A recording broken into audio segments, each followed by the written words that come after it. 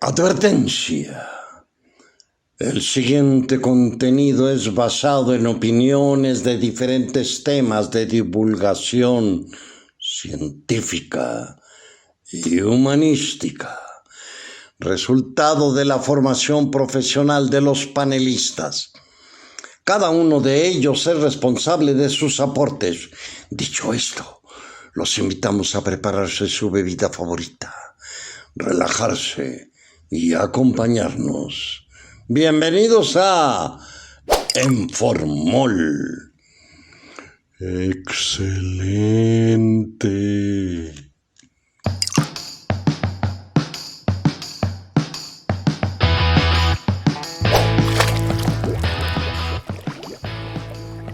Hola mis queridos animalitos, bienvenidos a un episodio más de su podcast favorito, Informol, lugar donde como cada semana hablamos de diferentes temas como son historia, filosofía, arqueología, literatura, medicina, veterinaria, ecología, etc. Todo esto bajo el enfoque de una salud y bajo la lupa de sus amables caballeros.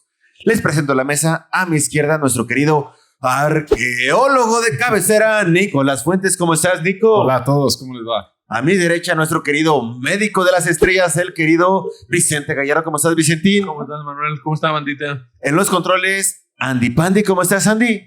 Andy Pandy. Para moderar la mesa yo, Manuel Serrano, médico veterinario. Y el día de hoy tenemos un tema muy importante, muy interesante, muy En chingón. en boga. Está de moda, sobre todo entre la gente hipster.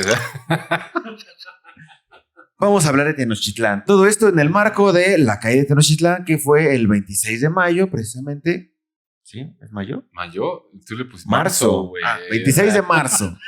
De 1521. Sí, güey. O sea, bueno, es lo que se estima, ¿no? Creemos, Sí, suponemos, ¿no? Porque, o sea, porque no sabemos, güey. No sabemos exactamente qué día fue, güey. ¿No? Tenemos muchas preguntas sobre Tenochtitlán. Ajá. Tenochtitlán creo que, y toda la cultura azteca, mexica, para decirlo de forma correcta, Ajá.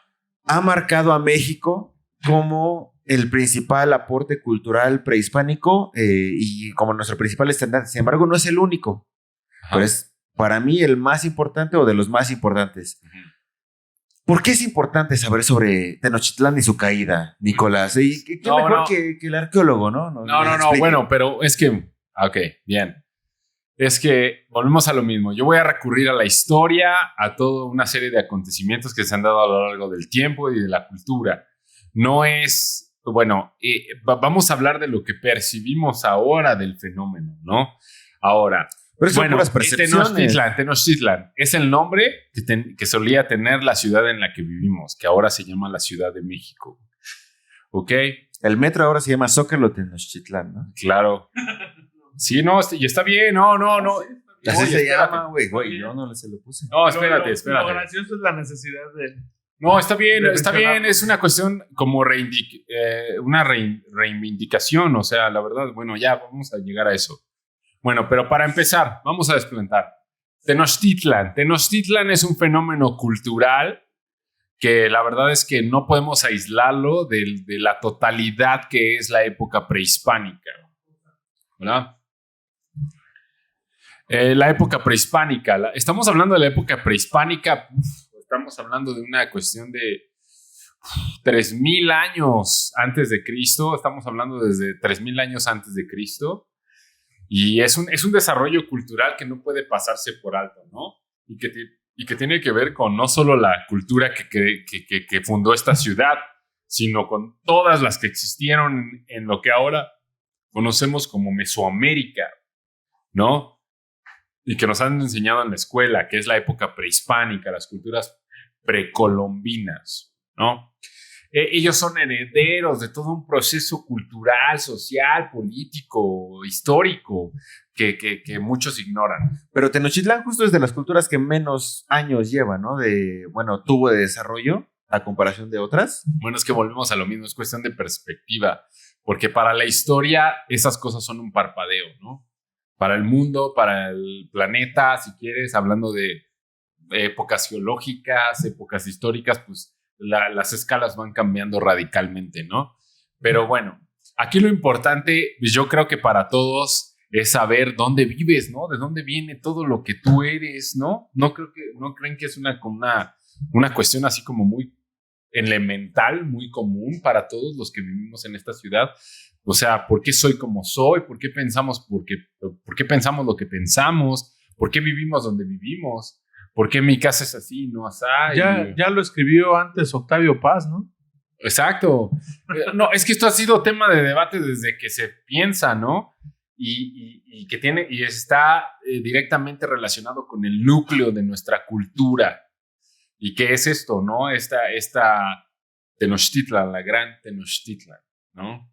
Vámonos ya a cuestiones más históricas. Tenochtitlan, en náhuatl, significa el el pedregal donde abundan las tunas. ¿Ok? Y esto el nombre viene de porque en su época inicial estamos hablando, bueno, todo el mundo asocia a Tenochtitlan con los aztecas, ¿no? Aztecas. Y los aztecas ha sido como la insignia de México al mundo, ¿no? Pero bueno, primero debo hacer la corrección.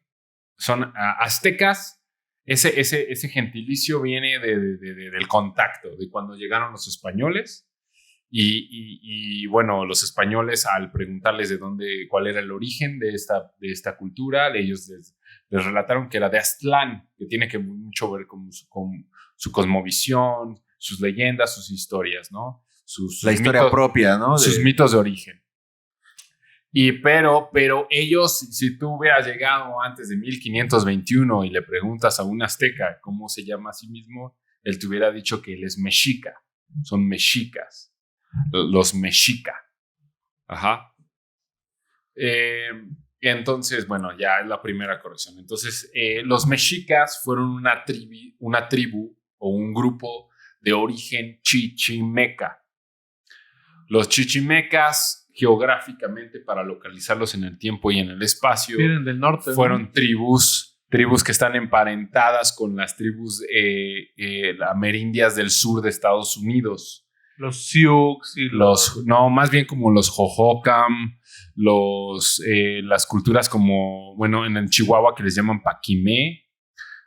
Yo tengo ahí perdido como un periodo importante. Ajá. Porque, por ejemplo, sé y reconozco, por ejemplo, las tribus Seris, las tribus Pimes. Todas esas fueron variantes de un solo grupo que lingüísticamente se les llama yuto-aztecas. Esto se le refiere como a sus parentescos lingüísticos, o sea, es una como genealogía lingüística. Y entonces el náhuatl viene del norte, ¿ok? Pero estamos hablando, ya lo hemos hablado anteriormente, que generalmente para términos prácticos, el periodo precolombino se divide en tres grandes periodos: el formativo o preclásico, el clásico y el postclásico. Ajá. Todos estos tratan de describir procesos sociales y culturales muy específicos. Para ubicarnos en el tiempo, el formativo, estamos hablando, como lo dice su nombre, son cuestiones formativas. Las ciudades representativas de esa época es Cuicuilco, por ejemplo.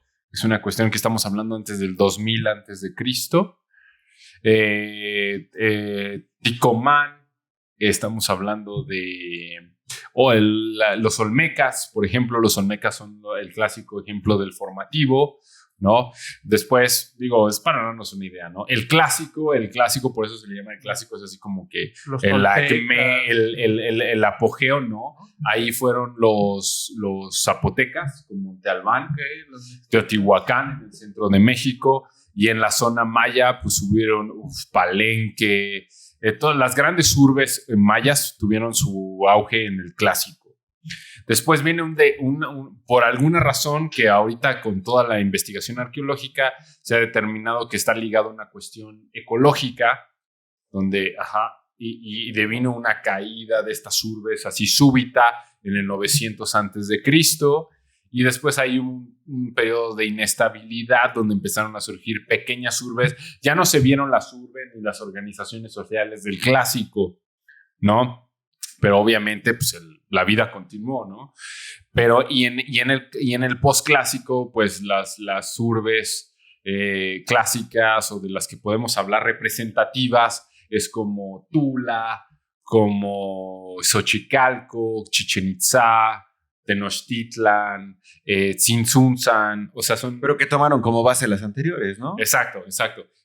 Hagan en cuenta que todo el movimiento, toda esta época está plagada de cuestiones migratorias, intercambios culturales, o sea, siempre está en movimiento, no es algo estático, ¿no?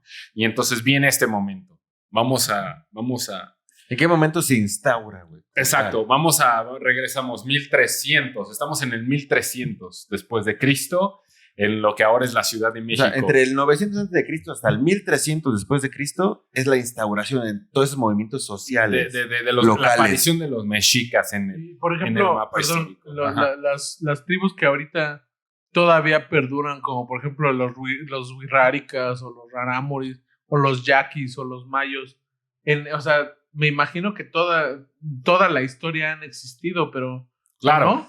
Claro, todos son descendientes descendientes de estos grupos. O sea, por ejemplo, los que ahora le llaman los tarahumaras, los rarámuris, son los rarámuris. Pero exacto, es que volvemos a lo mismo, es lo mismo que pasa con los aztecas. Los tarahumaras fue el nombre que se le dio, es como el nombre occidental de los rarámuris. Por eso tiene una cuestión peyorativa, ¿no? Exacto, como siempre esta cuestión del indio, ¿no? Ya saben que después vamos a discutir. Pero bueno, olvidemos esos asquerosos prejuicios, güey, y sigamos con la historia, ¿no?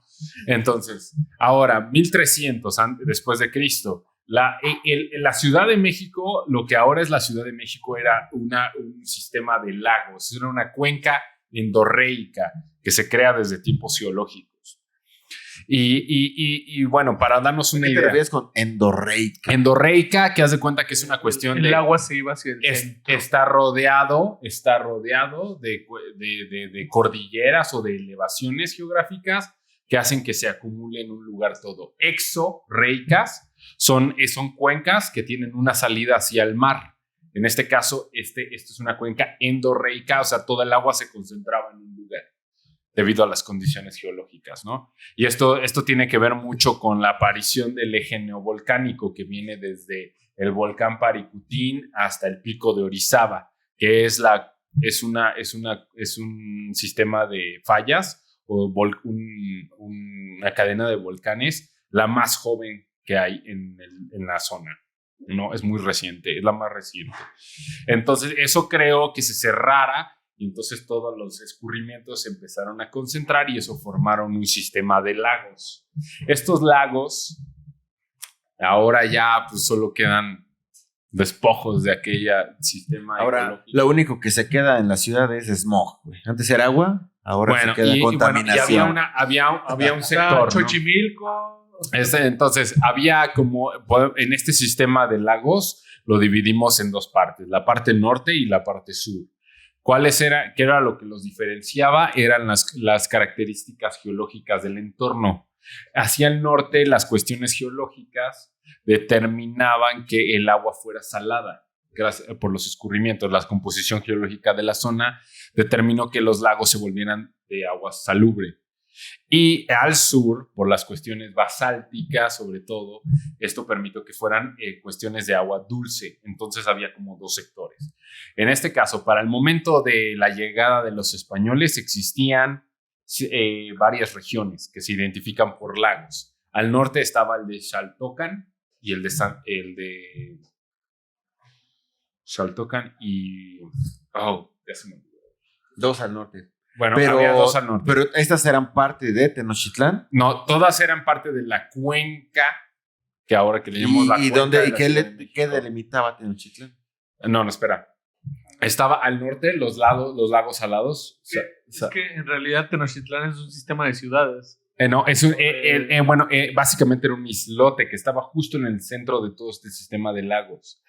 Al norte estaba Xaltocan y ya no me acuerdo, perdón. Y al sur estaba lo que era Xochimilco y Chalco, ¿no? Y en el centro estaba lo que se le llamaba el lago México-Texcoco, que era donde las aguas salobres y dulces chocaban. Entonces, bueno, este sistema, si se dan cuenta, bueno, toda esta zona era muy accidentada, lo que ahora es el centro de la Ciudad de México, en esa época era un islote, un pedregal, básicamente, que lograba emergir de la superficie. Actualmente, ¿de dónde a dónde va, más o menos? No hay manera de saberlo, no hay registros históricos al respecto, no sabemos la real dimensión de ese islote. Lo que sabemos es que, ya retomando un poco la cuestión mexica, los mitos de origen, los mexicas, como les decía, es una tribu de origen chichimeca que viene desde el norte de México. Bueno, ellos, su mito de origen, ya lo había contado alguna vez en otro programa, estos relatan que fue una peregrinación que duró 50 años y que fueron 7 tribus que salieron de una cueva que se le llamaba Chicomostoc, el lugar de las 7 cavernas en náhuatl. Estas 7 tribus salieron de esta cueva que se remite al famoso o legendario Aztlán, la zona originaria de todas estas tribus. Aztlán, que se quiere decir el lugar de las garzas, que históricamente o arqueológicamente se ha tratado de ubicar en algún lugar al norte de Sinaloa.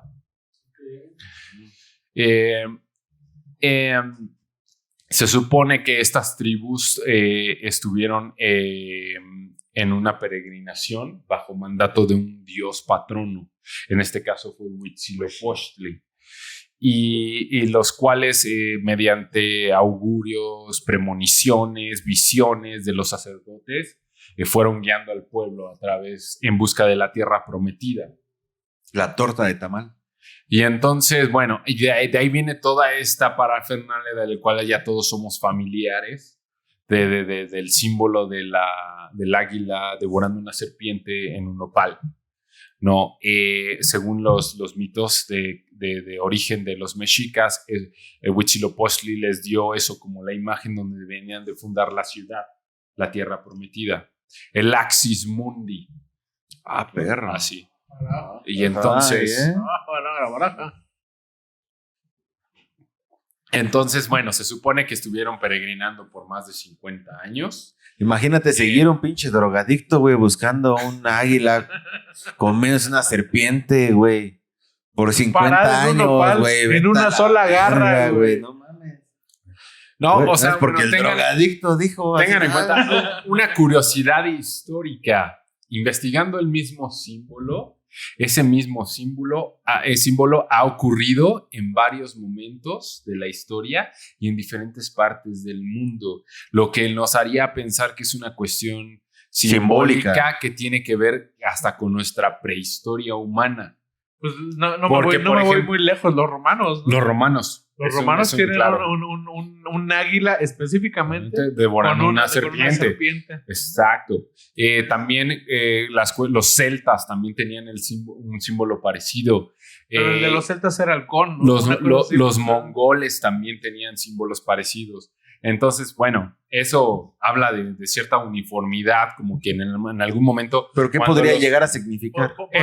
Podríamos hablar de un arquetipo. Exacto. Lo que yo lo interpreto es que antes de que el Homo sapiens se expandiera por el mundo, fueron cuestiones de una experiencia cultural conjunta cuando todavía los Homo sapiens estaban en África o en el Noé le llaman, creo, ¿no? O apenas estaban expandiéndose, ¿no? O sea, ¿no era Noé? No. O sea, sí me explico. Regresando, ¿no? Eso ya está más que visto, ¿no? Toda la historia de que vieron y ahí decidieron fundar la ciudad. Para cuando llegan los mexicas, ya la cuestión histórica, cuando los mexicas llegan a la Cuenca de México ya estaba habitada desde hace 2000 años. O sea, no, tampoco es así como que... ¿Quién la habitaba? Esos güey. Todas eran tribus de origen náhuatl, igual que partirle ellos. Su madre. Igual que ellos. O sea, eran hablantes del náhuatl. A ver, ¿a quién náhuatl? la pesta más la verga? Los de Chalco y los tepanecas. Chalco, exacto. Chalco, Tepepan, lo que ahora está Cuba. Todos los alrededores del lago estaban ya habitados, ya había ciudades. En ese momento, los tepanecas eran los que dominaban la zona. Entonces, y aparte, en la cuestión mexica o en la cuestión prehispánica, nadie se exime de estas cuestiones racistas. ¿A qué me refiero? Los chichimecas siempre fueron vistos como como así Guácala. como guácala, porque siempre hubo una oposición aquí entre los cazadores recolectores y los agricultores. Siempre, por alguna razón, salvajes, ¿no? se consideraba civilizado aquellas culturas que pues sabían cultivar la tierra, y aquellas que solo se dedicaban a la caza y la recolección eran bárbaras. O sea, es lo mismo que pasa en Europa, ¿no? En la época romana. Pero los cazadores eran buenos guerreros. Exacto. Bueno, y entonces, muy bien, muy buena anotación, porque precisamente llegan los mexicas al centro de partirle México. su madre. Ellos son chichimecas, y los chichimecas en toda la literatura de todo lo que sabemos de la época, a los chichimecas siempre se les caracterizaba como güeyes brutos, como bárbaros, siempre usaban pieles de animales, así como cavernícolas, lo que ahora conocemos como cavernícolas, ¿no? Y una cosa, ellos practican, o sea, y algo muy que ellos trajeron al centro de México es la práctica de los sacrificios humanos. Eran como los vándalos y los godos, ¿no? Exacto. Los tepiteños. Exacto. Algo así, por hacer un símil, ¿no? Así europeo. Entonces ellos llegan, es broma, y obviamente ¿no? Esto ya estaba dominado por los tepanecas, y entonces pues todos así como que les hicieron fuchi y ellos buscando un lugar donde quedarse, ¿no? O sea, más allá del mito, yo creo que la historia es que fueron grupos que emigraron del norte, buscaron un lugar donde vivir, no encontraron, o se toparon con la cuenca y pues vieron una forma de vivir, pero pues todo el mundo lo rechazó, ¿no? Se cuenta en las crónicas que ellos estuvieron viviendo un tiempo en Chapultepec, lo que ahora es el castillo, el bosque de Chapultepec, pero fueron expulsados porque al fin y al cabo nadie los quería por chichimecas, ¿no? Y entonces, pero alguien, ya saben, esas son cuestiones de la historia, pues obviamente, como lo dice el doctor, al ser chichimecas, cazadores recolectores, también tenían toda una ideología bélica muy loca. Y esto fue lo que los ayudó a ascender. Ellos eventualmente se convirtieron en mercenarios. Y entonces empezaron a servir a las tribus. Eran como los ninjas. Y entonces empezaron a ayudar a los tepanecas a conquistar otros poblados alrededor de la cuenca. Lo que no contaron los tepanecas es que pues, los mexicas iban a cobrar conciencia de su poder.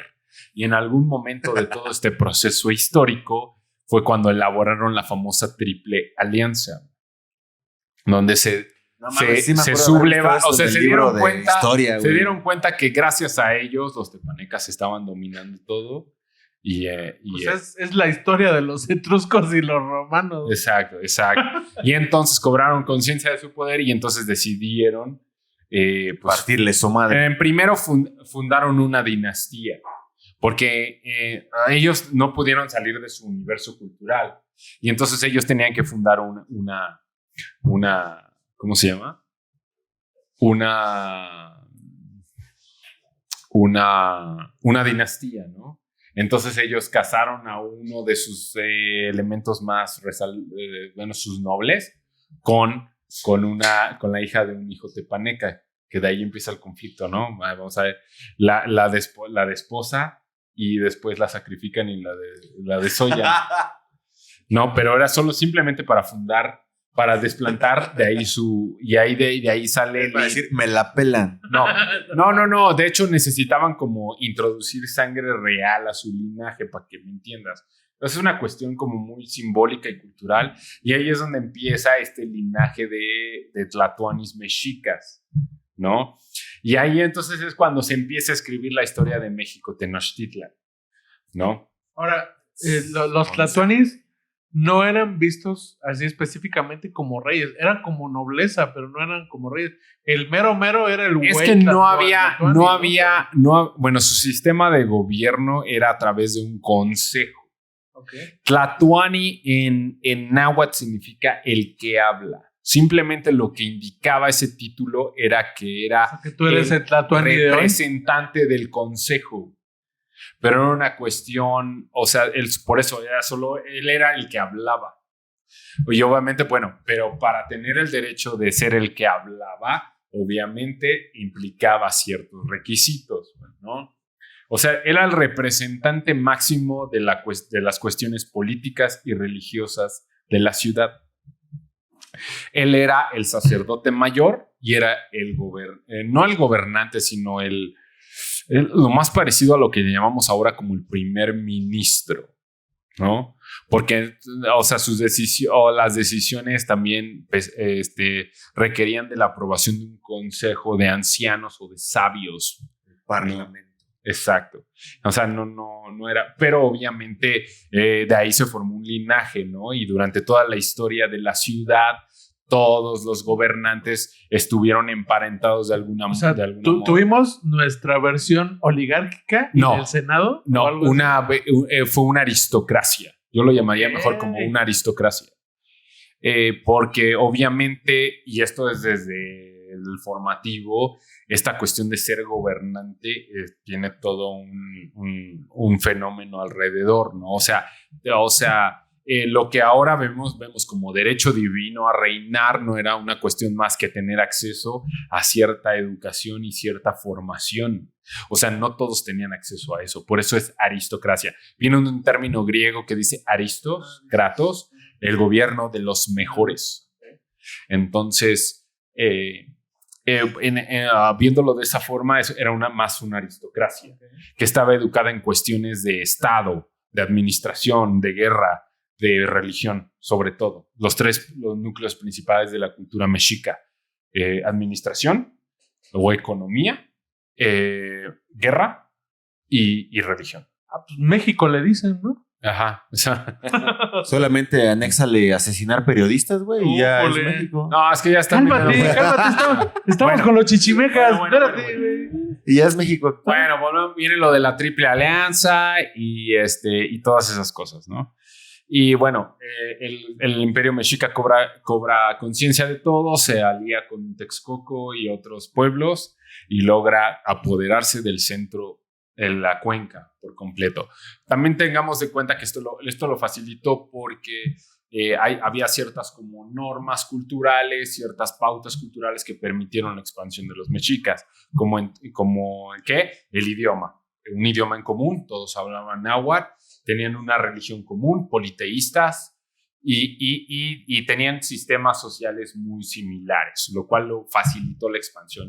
Solo hacía falta ir y romperte tu madre y ya, ¿no? O sea, realmente no habían grandes adaptaciones. Simplemente, bueno, el sistema básico como político-económico de los mexicas se basó en la conquista. Entonces llegaban y iban a tu pueblo, te decían, ¿qué onda? Nosotros somos los mexicas, pues te vamos a romper tu madre. Hay una de dos. Traes de dos sopas, mijo. Exacto. Pero ya traían acento así como tepiteño. No. Suena así como amedrentador, básicamente. Cámara, mi niño. Yo aviento de repente comentarios idiotas, pero también es la versión de 300. Bueno, en este caso, los persas andaban ahí sobre este desarrollo tiene que ver mucho con los desarrollos sociales del México prehispánico, que se basaron mucho al principio en la época formativa en teocracias, también el clásico teocracias, donde todo giraba alrededor de la religión. O sea, la religión era el centro de todo. El posclásico no difirió de eso, pero tuvo sus variantes, ¿no? Al atomizarse todas las... Porque miren, es que también les tengo que comentar, aquí hay un sistema, hay algo que tenemos que tomar en cuenta previo a esto. En el formativo, en el centro de México, lo que conocemos ahora por la Ciudad de México, el Estado de México, Hidalgo, el norte de Veracruz, Puebla, Tlaxcala, exacto. Es un núcleo de cultura náhuatl, ¿no? Y en la época clásica, la urbe dominante de esta región fue Teotihuacán, que aún no se sabe cómo fue que logró amasar tal poder o tal influencia. Se cree que precisamente por ese enfoque teocrático, ¿no? O sea, todo el mundo sabía que era el lugar de los dioses. Una de las teorías que más me gustan es que los teotihuacanos lograron perfeccionar... Es como el Vaticano ahorita. No, deja eso. No ahorita. No, me refiero a que los teotihuacanos lograron perfeccionar esta cuestión para educar estadistas. Creo que fue lo que vendieron. Y encubierto con religión. Yo tengo otros datos. Con religión. Mira, o sea, en el desarrollo cultural de Teotihuacán está muy presente el culto a Quetzalcóatl, que es donde surgió. Sí, hay un trabajo muy interesante de Leonardo López Luján, un reconocido arqueólogo, que precisamente él es el que dirige el proyecto Templo Mayor ahora, que se llama el mito de Suyuá. Okay. Que por cierto, en estos días salió una nueva edición que deberían de checarlo. La sacaron en el Fondo de Cultura Económica, está muy interesante. Y él le habla sobre un movimiento ideológico que se dio a finales del clásico, principios del posclásico, donde apareció un culto muy específico a Quetzalcóatl como dios civilizador. Y que siempre Quetzalcóatl, ya no saben si han escuchado, esto es muy del dominio general, que los mexicas confundieron a los españoles con Quetzalcóatl por ser rubios y barbados y bla, bla, bla, bla, bla, toda esa mamada, ¿no? Ese relato colonialista. Pero que al fin y al cabo, lo que sí podemos extraer del momento prehispánico es que Quetzalcóatl fue una deidad civilizatoria. ¿Por qué? Porque tenía estas artes administrativas, bélicas y religiosas. O sea, fue un momento en el que la cultura ya alcanzó una sistematización del acto de gobernar. O sea, la diferencia entre Huitzilopochtli y Quetzalcóatl, ¿no? Huitzilopochtli rompía madres, que se decía, a ver, aguanta, administra. Es que, ¿sabes qué? Es que yo creo que fue un proceso cultural que se vio truncado con la caída de estas grandes urbes. Ya no supimos qué pudo haber sido de ellas. O sea, pero mientras duró, o sea, ¿no? Y date cuenta, también en la zona maya hay urbes del formativo que alcanzan unos tamaños, o sea, me refiero, por ejemplo, Calakmul o el Lagartero, que son estructuras que tú, haciendo cálculos, la cuestión logística social requirió de un sistema muy sofisticado de organización social y política para lograr tales obras arquitectónicas que ya no vuelves a ver en el posclásico. O sea, las ves, pero a una menor escala. ¿Sí me entiendes? Y ya no ves ciudades como Teotihuacán. O sea, que para el clásico en su esplendor se estimaba que había más de 200,000 habitantes. O sea, imagínate lo que implicaba tener una ciudad así con una tecnología de piedra, ¿no? ¿Y en qué momento entonces le partieron su madre a Tenochtitlán? Que es el tema del día de hoy. Bueno, porque yo te escucho que todavía nos falta, güey. O sea, apenas estaban de mercenarios en Tepepa. Sí, o sea, apenas estaban acá amedrentando, güey, a los vecinos. Bueno, ya no me voy tan lejos. O sea, se vuelven mercenarios. A Chile no le voy a bajar a mi música, hijo de su puta madre, hágale como quiera. Tienen tal éxito en su empresa como mercenarios que terminan dominando la cuenca y entonces fundan la Gran México Tenochtitlán, la ciudad en la que vivimos ahora. La ciudad en la que todos nacimos, ¿sí? ¿Se fijaron cómo los que están viéndolo por YouTube, se fijaron cómo le brilló la mirada a este hombre? Todos nacimos en la Gran México. Hasta el metro. En el Gran Anáhuac. ¿Ok? Y muy bien. Bueno. Y entonces, bueno, ahí ya la historia está más que vista, ¿no? Hay un gran linaje de tlatoanis mexicas. En lo que ahora es la zona arqueológica del Templo Mayor puede verse el desarrollo cultural que estamos hablando de 1325, por ponerle una fecha en el calendario, a 1521. Ahí lo podemos ver, ahí podemos ver ese desarrollo cultural. Es una civilización que alcanzó, la amamos porque es la única de la que tenemos gran evidencia, ¿no? Y por eso la atesoramos tanto. Yo creo que si supiéramos lo mismo que sabemos de los mexicas de Teotihuacán, los atesoraríamos con la misma fuerza, ¿no?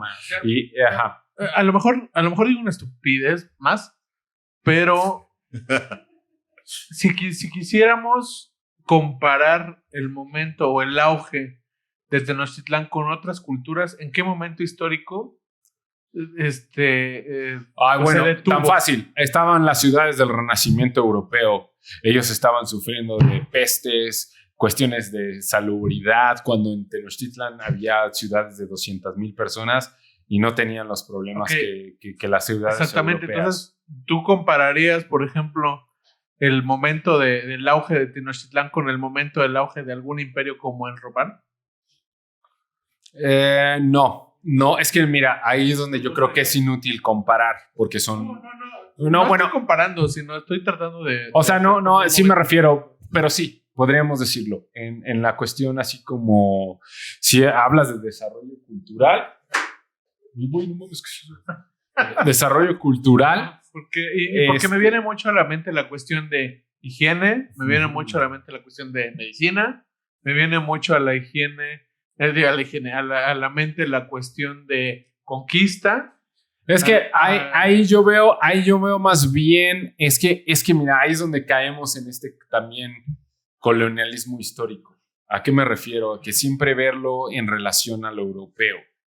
O sea, no podemos establecer un nivel de desarrollo, o sea, es arbitrario el nivel de civilización. O sea, determinar qué es civilizado y qué es bárbaro es completamente histórico. No, pero me refiero, es arbitrario. Tenemos que verlo a las cosas en su propio universo y solo así podemos medirlos. Entonces, si me hablas de ese, puta madre, ¿no? Pues fue la culminación de un proceso civilizatorio de cientos de miles de años. O sea, no, y que se representa ahí porque es lo más cercano a nosotros, pero no es lo único, ¿no? Ya tendrán chance. Yo les sugiero a todos los que nos escuchen que visiten, que traten de enterarse más sobre la Gran México Tenochtitlan. Vayan al museo, conózcanlo. Hay muchas cosas que saber. No sabemos lo que está debajo de nuestros pies, ¿no? Y toda la historia. O sea, y no solo eso, está por toda la ciudad, iglesias, lugares. No, hay infinidad de cosas que saber sobre esto y que nos pueden conectar con el lugar en el que vivimos, que yo creo que es la parte que nos toca ahora, aquí y ahora. Es todo lo que les cuento, es historia, son leyendas, son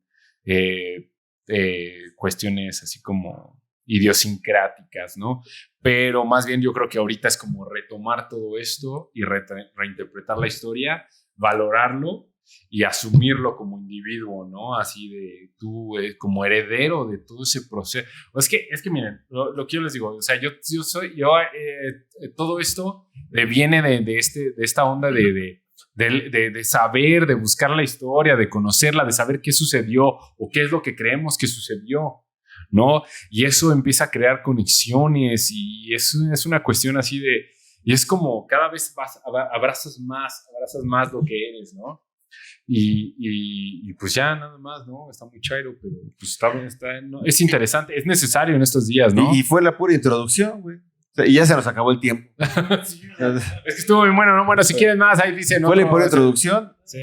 Precisamente ya no hablamos. Yo propongo que hagamos una segunda parte porque además la medicina mexica, o bueno, lo que se conoce... hablamos sobre cultura mexica. Sí. Todo lo que son los ejes de la medicina mexica, bueno, que obviamente normalmente es la parte en la que yo me enfoco.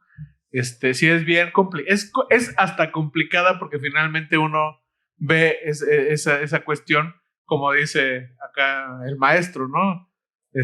Muy europeizado, muy occidentalizado, y finalmente la evolución de la medicina siempre está enfocado en neurocentrismo.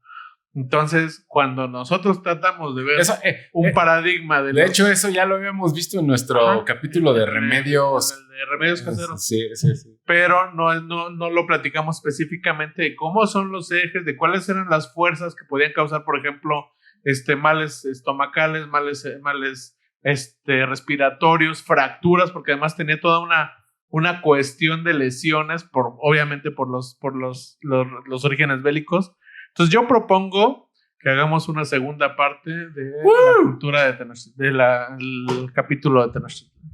Precisamente el tema del día de hoy era para hablar sobre la calle de Tenochtitlan y hablamos sobre el ascenso de Tenochtitlan. Exacto. Nos quedamos al inicio. Se puede dividir el capítulo. Si ustedes gustan, coméntenos aquí que quieren más temas sobre Tenochtitlan. Sí, lo que sea. Inclusive hasta el arqueólogo nos puede dar algunos tours si quieren. Sí. Coméntenos aquí, quieren una visita guiada a la parte del centro histórico de la Ciudad de México. Se nos acabó el tiempo. Nos comió el tiempo otra vez. Por favor, síganos. Bueno, ¿tienes alguna conclusión? No, pues no. Ya, No, me ya. espero al segundo capítulo. ¿Conclusiones? Quedamos en continuará. Exacto. Síganos en las redes. Síganos en Facebook, TikTok, Instagram. Entren al grupo de Facebook, Enformol Grupo de Autoayuda. Coméntenos que quieren que hablemos más sobre esos temas históricos, arqueológicos. Nos vemos la próxima semana. Esto fue Enformol. Espero les haya gustado, espero les haya servido, espero les haya causado muchas dudas. Nos vemos. Bye.